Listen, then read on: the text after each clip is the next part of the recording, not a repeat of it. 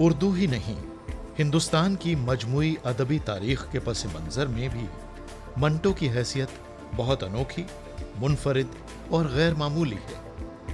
उन्होंने हमारी मुआशरती जिंदगी के एक निहायत संगीन दौर में आंखें खोली और एक ऐसी फिजा में अपनी कहानियां लिखी जब तरक्की पसंद अदब का चर्चा बहुत आम था और मंटो के कई बड़े तरक्की पसंद मुआसिर मंटो की तरक्की पसंदी पर शक करते थे। उन्हें सख्त आजमाइशों से गुजरना पड़ा। उनमें सबसे बड़ी आजमाइश 1947 में मुल्क के बंटवारे की थी। लेकिन ऐसे आसाब शिकन माहौल में भी मंटो ने बहुत सी लाजवाल कहानियां लिखी। उन्हें शोहरत और मकबूलियत भी अपने तमाम हम असरों से ज्यादा मिली। मंटो ने फिल्मों के लिए भी लिखा, मगर उनके माशी हालात बिलोमूम खराब गुजरे। आसाब पर ज्यादा दबाव के नतीजे में मंटो ने अपनी सेहत बर्बाद कर ली। दीवानगी के दौरे और शराब नोशी की कसरत ने उन्हें हमेशा बेचैन और परेशान रखा। लेकिन उन तमाम बातों के बावजूद उर्दू अफसाने के उफक पर मंटो का नाम सबसे ज्यादा रोशन है। मंटो की जिंदगी और उनका फन दोनों ने हिंदुस्तानी फिक्शन का सर बुलंद किया। मंटो की हैसियत एक आलमी विरसे की है। सन 2012 उर्दू वालों के लिए, हिंदुस्तान की मुख्तलिफ ज़बानों का अदब पढ़ने वालों के लिए, दुनिया में अदब से दिलचस्पी रखने वालों के लिए मंटो की सदी थी। 2012 मंटो की याद में जलसे पूरी दुनिया में हुए। हिंदुस्तान के मुख्तलिफ शहरों में सेमिनार हुए। मंटो की कहानियों पर फिल्में दिखाई गईं। मंटो के ड्रामे स्टेज किए गए। मंटो की याद में मुतअद्दिद लेक्चर्स का अहतमाम किया गया। और हिंदुस्तान से दूर, हिंदुस्तान पाकिस्तान में तो खैर मंटो की याद मनाए जाना एक फितरी सी बात थी, लेकिन मेरे लिए जो हैरानकुन तजर्बा था वो ये था कि यूनिवर्सिटी ऑफ टेक्सास ऑस्टिन ने मंटो की याद में एक बहुत बड़ा प्रोग्राम किया। मैं खुद उसमें शरीक हुआ था। वहाँ मैंने मैक्सिकन और अमेरिकन लड़कों और लड़कियों से मंटो के बारे में मज़ामीन सुने। वाशिंगटन डीसी में मंटो की याद ताज़ा की गई। ये सब तो मंटो एक अजीब व गरीब अदीब है 20वीं सदी का, जिसने बहुत कम उम्र पाई। 1912 में पैदा हुआ था और 1955 में ख़त्म हो गया। 43 बरस की उम्र उसने पाई।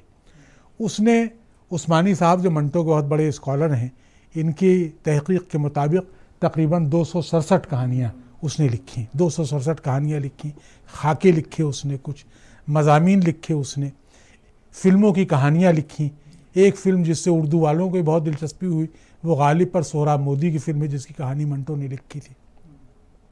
मंटो ने बहुत से फ़िल्मी अदाकारों के खाके लिखे। श्याम का खाका, नसीम का, परी चेहरा नसीम का खाका, नूरजहां का खाका, अशोक का खाका, ये सब उसके दोस्त थे। मंटो की एक अजीब गरीब तूफ़ानी ज़िंदगी थी। मंटो जिन तजर्बों से गुजरा, उसके घर वाले खासे खुशहाल पढ़े लिखे घराने से उसका ताल्लुक़ था। उसके भाई बैरिस्टर थे। लेकिन मंटो ने ख़ुद अपने लिए एक गैर महफूज गरीबी की ज़िंदगी का इंतखाब किया। यानी उसने अव्वल तो यूनिवर्सिटी में बाकायदा तालीम उसने हासिल करके न दी, घर वालों के कहने के बावजूद। हाई स्कूल तक उस शख्स ने पढ़ा था। उर्दू ज़बान उसने इतनी सीखी थी, ख़ुद लिखा उसने कि उर्दू मेरे नंबर ख़राब हो गए थे। लेकिन उर्दू के सबसे बड़े अफसाना निगार अपने ज़माने के, उस हैसियत से मंटो को याद किया जाता है। मंटो ने जन्म उसका अमृतसर में हुआ था। उसने अपनी ज़िंदगी का बेहतरीन वक्त बम्बई में गुजारा, जिसको वो दरअसल बम्बई को अपना शहर कहता था। बम्बई से किसी शहर से ऐसा आइडेंटिफिकेशन किसी लिखने वाले का जैसा मंटो का बम्बई के साथ हुआ, अजीब व गरीब था। बम्बई में अब भी पिछले महीने में एक सेमिनार हुआ था, उस मौके पर मुझे इत्तेफाक हुआ, लोग उसको याद कर रहे थे, फिल्म के लोग, अदब के लोग, ये सब के सब। लेकिन ये कि उसने बहरहाल आज़ादी के बाद, आज़ादी तक का वक्त उसने यहीं गुजारा था। 1947 तक हिंदुस्तान में रहा। फिर वो यहाँ से लाहौर चला गया। लाहौर भी उसे पसंद था। वहाँ उसकी बेटियाँ रहती हैं, अभी भी 3 बेटियाँ, जो मंटो के बाद खासी खुशहाली की ज़िंदगी गुजार रही हैं, उसके घर वाले। लेकिन ये कि मंटो के लिए तकसीम एक बहुत तकलीफ़देह तजर्बा थी, बहुत भयानक तजर्बा थी, बंटवारा। उसने ख़ुद लिखा कि मेरी समझ में नहीं आता था कि मैं अपने आप को हिंदुस्तानी कहूँ या पाकिस्तानी कहूँ। उसने एक ख़त लिखा था पंडित नेहरू का नाम, बहुत से ख़त हैं उसके, चचा साम के नाम उसके खतूत, जिसके बारे में इस वक्त जो हमारे साथ गुफ्तगू कर रहे हैं लोग, एक बहुत उम्दा मजमून अब्दुल बिस्मिल्लाह साहब ने लिखा। और ये मजमून मुझे याद है बहुत पहले, कोई 15 साल हो गए, जब शिमला के इंस्टीट्यूट ऑफ एडवांस स्टडीज़ में एक सेमिनार हुआ था मंटो पर, जिसमें कई ज़बानों के लिखने वाले आए थे, ये भी थे, हम भी थे वहाँ, और वहाँ इन्होंने वो पर्चा अपना पढ़ा था। तो अब्दुल बिस्मिल्लाह साहब ने ज़ाहिर है कि मंटो के एक रीडर के तौर पर, मंटो के एक हम पेशा यानी काम करने वाली, भाई पेशा गोया की कहानी लिखना वो है। और इसी तरीके से उस्मानी साहब जो जामिया मिल्लिया में शोबे उर्दू में प्रोफेसर थे और ज़ाहिर है कि बड़े नामवर हमारे मुहक्किक और नक्काद हैं, इनके ज़िम्मे ऑक्सफोर्ड यूनिवर्सिटी प्रेस ने मंटो के पूरे कारनामे को एडिट करने का काम किया है। जो ये कर रहे हैं, 2 जिल्दें उसकी ये तैयार कर चुके हैं, अभी शायद 1 या 2 जिल्दें 2 और तैयार करेंगे। और इसके अलावा ही मंटो पर इन्होंने बहुत सा काम किया है। अभी इन्होंने गालिब एकेडमी की दावत पर गालिब और मंटो के नाम से एक लेक्चर दिया था, जो बहुत दिलचस्प है कि दोनों में क्या मुमासलतें हैं, दोनों में यगानगत कहाँ कहाँ पैदा होती है। गालिब से मंटो को बड़ी दिलचस्पी थी, तो हम वहीं से बात शुरू करते हैं। गालिब भी अपने माशरे के लिए आउटसाइडर थे। 19वीं सदी के हिंदुस्तान ने उनको उस तरह एक्सेप्ट नहीं किया। बहुत सी बातें वो ऐसी करते जो उस ज़माने के लोग नहीं करते थे, बल्कि गालिब हमें अपने ज़माने के आदमी ज़्यादा लगते हैं। मंटो भी अपने माशरे के लिए एक आउटसाइडर था, बेगाना था, जिसके ख़िलाफ़ ख़ुद उसके दोस्तों ने बहुत सी तहरीरें लिखी, उसका ज़ाहिर है कि बहुत, और उसकी ज़िंदगी अजीरन कर दी थी। लेकिन उसने बहरहाल अपनी सी ज़िंदगी गुजारी, उसे भी अपनी इनफरादियत अजीज़ थी। तो उस्मानी साहब आप वहीं से बात शुरू कीजिए अपनी। मंटो का एक पूरी शख्सियत जो सामने हमारे आती है उस सिनेरियो में जो हिंदुस्तान का और पाकिस्तान का है।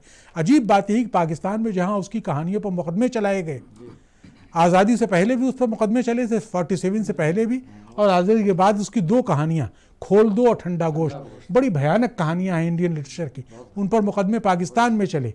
पाकिस्तान गवर्नमेंट ने ये फैसला करने में कि मंटो कितना बड़ा अदीब था 62 साल लगा दिए, और पिछले साल मंटो को पाकिस्तान का वो एजाज़ दिया गया जो हमारे यहाँ के भारत रत्न के बराबर होता है, निशानी इम्तियाज़, यानी मंटो को एक्सेप्ट वहाँ भी कर लिया गया, कबूल कर लिया गया। लेकिन उसकी मौत के इतने बरस के बाद, सन 55 में उसका इंतकाल हुआ था और सन 2012 में उसका एतराफ़ किया गया। तो ये जो मंटो, बार बार हम मंटो की तरफ मुड़ के देखते हैं, एक ऐसा शख्स जिसको हमसे पिछले भी एक ज़माना हो गया, और जो ज़ाहिर एक अजीब गरीब शख्सियत है, नाराज़ अपने अहद से, अपने अहद में वो कहता है कि साहब मैं तो, मेरा काम ये नहीं, मैं किसी दवाखाने का मोहतमिम नहीं हूँ कि दवाएं बताऊँ, लेकिन मैं तो ये करता हूँ कि जैसे आप हैं वैसे दिखा देता हूँ आपको। वो तवाइफ़ों की कहानियाँ करता है, भड़वों की, आवारा लोगों की, लुच्चों की, लफंगों की, मामूली लोगों की कहानियाँ वो लिखता है। और उसके बाद वो कहता है कि ये जो कुछ मैं लिख रहा हूँ इस सोसाइटी या सोसाइटी के ख़िलाफ़ में थोड़ी, सवाल ये है कि ये सोसाइटी जो खुद ही नंगी है उसको मैं कपड़े कहाँ से पहना सकता हूँ, ये काम मेरा नहीं, दर्जियों का काम है। तो उस्मानी साहब आप ज़रा सा यहाँ से अपनी बात शुरू करें कि मंटो को जिस तरीके से रिवाइव किया गया है, यानी मंटो की मौत के बाद रोज़ बरोज़ उसको जिस तरह पसंद किया जा रहा है, उसका हल्का बढ़ रहा है, उसके तर्जुमे हो रहे हैं, बल्कि बाज़ लोगों ने कहा हिंदुस्तानी अदबियात का वो हिस्सा जो आलमी अदब में मुंतखब किया जा सकता है, फ़िक्शन की हद तक मंटो के यहाँ उसकी सबसे अच्छी मिसालें हमें मिलती। असल में इसकी वजह मतलब ये है कि एक मैच्योर माइंड, पुख्ता जहन ही अदब को ज़्यादा समझ पाता है। अब हमारा जहन इस काबिल हुआ है कि हम मंटो को समझ पा रहे हैं। हालांकि मंटो की कहानी नौजवान की भी समझ में आती थी, अधेड़ उम्र की भी समझ में आती थी, और पुख्ता उम्र की भी समझ में आती थी। अब वो नस्ल जो अब पुख्ता उम्र है, वो मंटो की कहानी की उस तह को पहुंच रही है जहां मंटो मानी का ख़जाना छुपा देता है। ज़िंदगी, अतराफ़ जवानिब, ज़िंदगी का माहौल, इस माहौल को चलाने वाले किस नौ के हैं, ये मंटो बहुत दूर से भांप लेता था।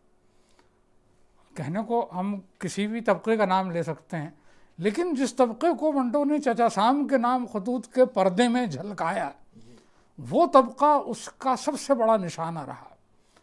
वो तबका जो तकसीम का जिम्मेदार था, वो मंटो का सिर्फ तकसीम के मौके पर ही नहीं, उससे पहले भी वो इन लोगों की जानिब अपनी उंगली उठाता रहा और कहता रहा कि ये वो लोग हैं जो इस माशरे में इंसान के आज़ाद वजूद को ख़त्म करना चाहते हैं। बिस्मिल्लाह साहब, ये जैसा कि इन्होंने कहा कि मंटो ने ज़िंदा रहने की जो दिक्कतें होती हैं, जीना आसान काम नहीं है, मरना आसान है, लेकिन मंटो ने जैसी ज़िंदगी गुजारी वो तो वाकई बहुत मुश्किल काम था। भाई सोचिए, बीमार रहा, उसको टीबी हो गई, वो वहाँ रहा, बटोत के इलाके में भेज दिया गया था उसे, वहाँ एक चरवाही से उसको दिलचस्पी पैदा हुई, उस पर भी उसने कहानी लिखी है।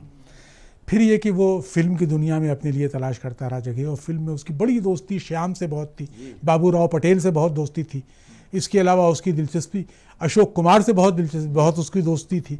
उसकी दोस्ती परी चेहरा नसीम का उसने खाका लिखा, सितारा देवी का उसने खाका लिखा। एक अजीब व गरीब आम आदमियों से जैसी दिलचस्पी मंटो की थी, मामूली लोगों से, गिरे पड़े लोगों से, वो लोग जो ज़िंदगी में हकारत की नज़र से देखे जाते हैं, मामूली लोग, वो मंटो उनसे अपने, ये मिसाल आपको नहीं मिलती हमारे यहाँ कि किसी लिखने वाले ने अपने आप को समाज के निचले तबके में, यानी उन लोगों, जुआरी हैं, शराबी हैं, दलाल हैं, उनको ज़िंदगी बनाता, और कैसी कैसी यादगार कहानियाँ भी लिखता है। हतक जैसी कहानी दुनिया की किसी भी ज़बान के अदब के लिए काबिल फ़ख्र हो सकती है वो कहानी। इसी तरीके से आप ये देखिए कि उसकी वो कहानियाँ जिन पर मुकदमे चले हिंदुस्तान में, बू है, धुआं है, ठंडा गोश्त और खोल दो पर मुकदमे तो पाकिस्तान में चले थे पाकिस्तान बनने के बाद, काली शलवार और ऊपर नीचे दरमियान, इन सब पर हिंदुस्तान में, जो एक ज़माने में बलराज बैनरा ने शऊर, वो तो मंटो के बड़े आशिक हैं, और उन्होंने शऊर का एक पूरा शुमारा हतक पर छापा था। एक शुमारा उन्होंने ऐसा छापा था जिसमें मंटो की इन कहानियों पर जो एचिंग्स बनाई गई हैं, हमारे दोस्त रामचंद्रन जो इस मुल्क के बहुत मशहूर नामवर मुसव्विर हैं, उन्होंने वो बनाई थी तस्वीरें, तो वो ज़ाहिर है कि वो उसका एक लिमिटेड एडिशन छपा था। तो मंटो का के यहाँ ये दूसरा इन्होंने जिक्र किया, चचा साम के नाम ख़त। ख्याल ये होता है कि मंटो जो है वो गोया कि सिर्फ इस तरह कहानियाँ, लेकिन उसने सियासी कहानियाँ भी एक तरीके से लिखी हैं। तो ये जो है उसका कि चचा साम के नाम ख़त जो उसने लिखा है, उसमें आप बताएं कि आपने एक ख़त पंडित नेहरू का नाम था उसका, लेकिन उन खतूत पर जो उसने उस ज़माने की सियासत, तंग नज़री के ख़िलाफ़ जो बातें कहीं, आप किस नज़र से उनको पढ़ते हैं? देखिए, चचा साहब का नाम जो ख़त है, देखिए बिल्कुल मैं समझता हूँ कि इसको आज खुलकर कहने में कोई हर्ज मैं नहीं समझता ये, कि आज जिस हम अमेरिकी साम्राज्यवाद की बात कर रहे हैं, ये ब्रिटिश साम्राज्यवाद से बिल्कुल अलग तरह की चीज़ है। ब्रिटिशों ने तो यहाँ हुकूमत की उस ज़माने में, लेकिन अमेरिका क्या कर रहा था कि, और वो जो उसकी थिंकिंग थी, कैसे वो जो है चला रहा था, हाँ, कैसे वो खेल खेल रहा था, इस पूरे खेल को चचा साहब के नाम ख़त में मंटो साहब खोलता है, और मज़े ले लेकर खोलता है, और इतना तंजिया अंदाज में खोलता है। अपना तारुफ किस तरह से करता है वो, और कहता है कि मैं अगर ये होता तो वो होता। तो ये जो मंटो के यहाँ जो एक दो चीज़ें मंटो के यहाँ ऐसी मिलती हैं जो बड़ी अजीब हैं, जो एक तरह से घुली मिली हैं, और ये बहुत कम, बहुत मुश्किल से मिलता है। एक है कि फ़िक्रमंद होना, कि फ़िक्र है, बहुत फ़िक्र है साहब, एक फ़िक्र में डूबा हुआ इंसान है, और फ़िक्र और तंज इसको मिला दीजिए तो जो इसको मिलाने से जो एक कोई चीज़ बनती हो, वो मंटो के यहाँ है। वो मंटो की पूरी शख्सियत में है, वो मंटो की पूरी ज़बान में है, मंटो की पूरी अदायगी में है, पूरे उनके अदब में है। और वो जो तंज है, जो सटायर है, सटायर के भी जो कई लेवल होते हैं, देखिए आप हमारे हिंदी हरशंका परसाई हैं, देखिए कई लेवल्स हैं उसके अंदर। मंटो के यहाँ जो एक ख़ास लेवल है वो ये है कि सटायर चलते चलते चलते चलते पैथोस में बदल जाता है साहब, यानी आप मज़े लेते लेते आप अचानक गमगीन हो जाते हैं साहब, दुख में डूब जाते हैं साहब। तो ये फ़िक्र, सोच और तंज का मिला जुला जो ये रूप है साहब, ये मंटो के अदब को ग्रेट अदब बनाता है। एक दिलचस्प बात जो है उस्मानी साहब, आपने तो मंटो को बहुत गौर से पढ़ा है, हर कहानी ज़ाहिर है कि उसका कामा फुल स्टॉप तक ये बहुत गौर से देखते हैं। वो ज़माना जो मंटो का है वो उर्दू के बड़े अफसाना निगारों का दौर है, यानी बेदी, कृष्णचंद्र, इस्मत चुगताई, मंटो, और लोग भी हैं, गुलाम अब्बास हैं मिसाल के तौर पर, हयातुल्लाह अंसारी हैं, और बहुत से दवें सत्यार्थी, ये सब उनके दोस्त, उपेन्द्रनाथ अश्क, ये सब रहे। और इन सब के ऊपर साया प्रेमचंद का है, एक फादर फिगर प्रेमचंद की। और ये सब सुतून, चार सबसे बड़े सुतून जो है मंटो, बेदी, इस्मत और कृष्णचंद्र है। ये लोग जिस तरह की कहानियाँ लिख रहे थे उस वक्त, मंटो ने उनसे अलग एक रास्ता अपने लिए अख्तियार किया और इसीलिए उसके बहुत से तरक्की पसंद दोस्त जो थे उन्होंने उसकी तनकीद भी की। यहाँ मैं दो बातें मंटो के बारे में आपसे कह रहा हूँ, आप चाहता हूँ कि उन पर कुछ गुफ्तगू की जाए। एक तो ये बात कि अपने मासरीन में मंटो आपको क्यों अलग दिखाई देता है। दूसरी बात ये कि मंटो के यहाँ एक दिलचस्प बात ये थी कि वो आदमी जो छोटे बड़े इंसानों में किसी तफरीक का कायल था नहीं होता था, उसे अपने कश्मीरी होने पर बहुत नाज था, कश्मीरी होने पर बहुत नाज, और बल्कि यहाँ तक है कि कभी कोई कश्मीरी मिल जाता था तो वो उससे कहता, हाथों भी कोई मिल गया कश्मीरी मजदूर तो कहता था मैं भी काशिर हूँ। तो ये वो किया करता। कश्मीर से उसको दिलचस्पी बहुत थी और ज़ाहिर है कि बहुत गैर मामूली उसको एक ताल्लुक़ रहा। जहानत एक ज़ाहिर है कि उस इलाक़े की ज़मीन सिर्फ वैसी ज़रख़ीज़ नहीं, ज़हनी एतबार से भी बहुत ज़रख़ीज़ रही है। तो मंटो के यहाँ ये जो दिलचस्प बात यह है कि एक तो अपनी शख्सियत, उसको उसकी इनफरादियत बहुत पसंद थी जो बहैसियत कश्मीरी उसके हिस्से में आई थी। और भाई 20वीं सदी में सोचिए आप, तो मंटो सबसे बड़ा अफसाना निगार अपने ज़माने का, शायर सबसे बड़ा अल्लामा इक़बाल, इत्तफ़ाक़ से दोनों कश्मीरी थे। तो कहने का मतलब यह है कि दोनों हैसियतों में आप बताइए। नंबर एक तो ये कि मंटो अपने मासरीन में कहाँ खड़ा हुआ आपको दिखाई देता है, इस्मत, बेदी, कृष्णचंद और उसको उनके साथ। और दूसरे ये कि मंटो के यहाँ जो एक इनफरादियत का वो मिलता है बहुत गैर मामूली, अपनी ज़ात से दिलचस्पी। नहीं, वो पहली बात के बारे में तो मैं वाज़ेह तौर पर अर्ज़ करूँ कि मंटो ने अफसाने को तहदार बनाया। कहानी एक लेवल पर चलती है, कृष्णचंद्र की कहानी चल रही है, इसमें चौथाई की चल रही है और दीगर मासरीन की चल रही है। बेदी एक हद तक मंटो से करीब हैं इस मायने में कि उनका अफसाना सिर्फ सतह पर नहीं होता, उसके इनर लेवल, उसका मतलब कि लेयर्स भी हैं, 1 2 3 4। बेदी अगर गिनती कोई बात कोई मानी रखती है तो मैं अर्ज़ करूँगा कि बेदी ज़्यादा से ज़्यादा 3 तक जाते हैं, मंटो 5-6 तक पहुँचता है। और जैसा कि पहले मैंने अर्ज़ किया कि आज भी उसके बामानी होने की वजह ये है कि हम उसको अब समझने के काबिल हुए हैं। ये जुदागाना और मुनफरिद पहलू है। अब्दुल बिस्मिल्लाह साहब लिखने वाले जानते हैं कि कहानी क्या जो कुछ वाक़या हुआ उसको बयान कर देना अफसाना है, उसके पीछे मुसन्निफ ने क्या देखा जो उसके अंदर बुन दिया।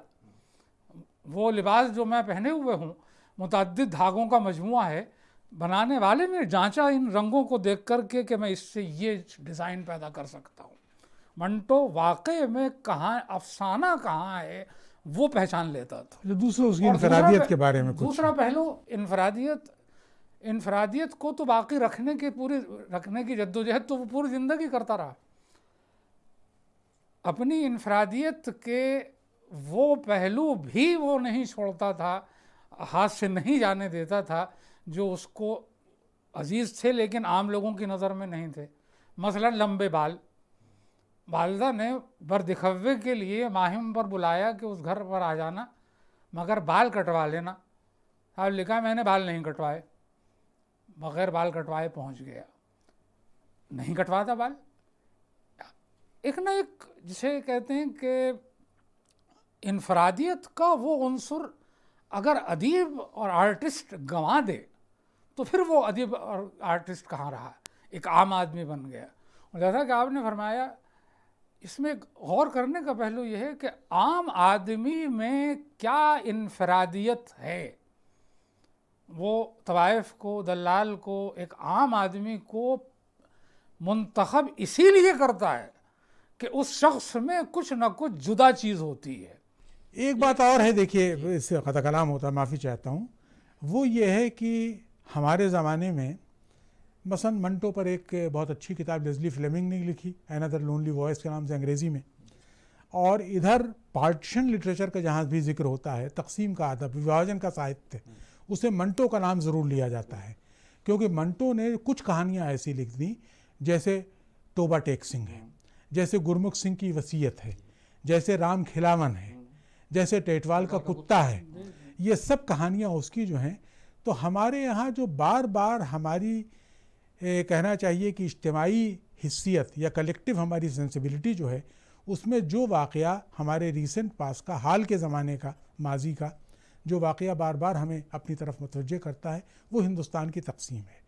इस पर क्या आपकी नज़र में मंटो के अलावा, मेरा ख्याल ये है कि हिंदुस्तानी अदब में उसकी कोई मिसाल मंटो के से बड़ी नहीं मिलती, आप बताएं। नहीं, बिल्कुल बिल्कुल सही कह रहे हैं, बिल्कुल सही फरमाया आपने।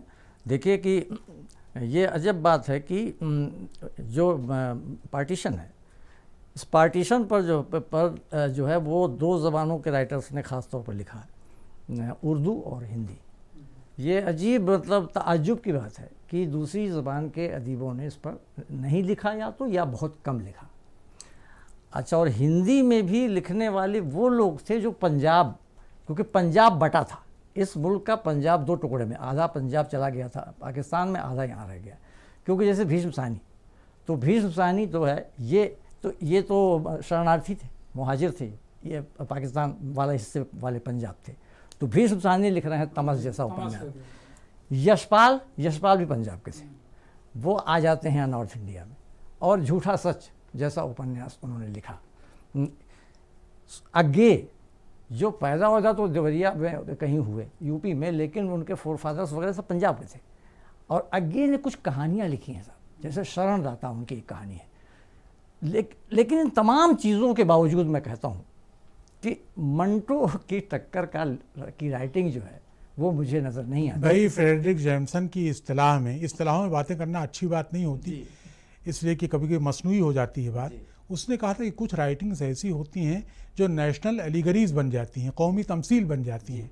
तो अगर हमारे मुल्क के लिए कौमी तमसील किसी की कहानियाँ बनी तो इस ज़माने में मंटो की लिखी हुई कहानियाँ। मैं एक चीज़ कहना चाहता हूँ, ये बहुत गैर मामूली बात मंटो के बारे में कि साहब मंटो के यहाँ जो इनफरादियत की बात कर रहे थे, तो उस वक्त मैं सोच रहा था कि एक ख़ास बात जो मंटो के यहाँ है, सटायर की बात मैंने की, तंज की बात की, सेल्फ सटायर, यानी अपने ऊपर तंज करना, ये इतना है मंटो के यहाँ कि जब वो दो लोगों के डायलॉग करा रहा है और अपने आप पर किरदार का तो अपने ऊपर कमेंट करवा रहा है दूसरों से वो, तो ये जो सेल्फ सटायर जी, जो सेल्फ जो क्रिटिसिज्म है, हाँ, और सेल्फ सटायर है, ये मंटो को बहुत बड़ा राइटर बनाता है।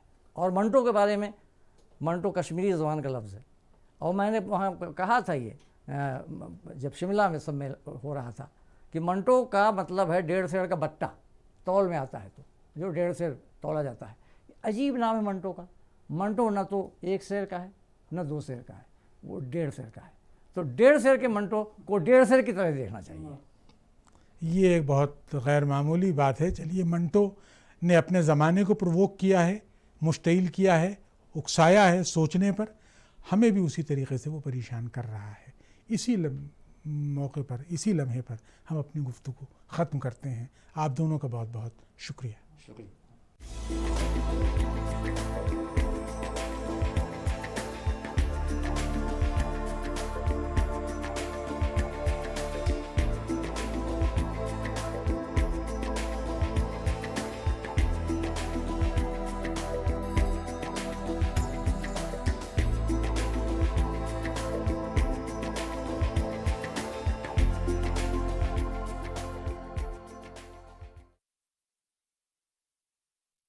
With a promise to make your busy mornings better mornings.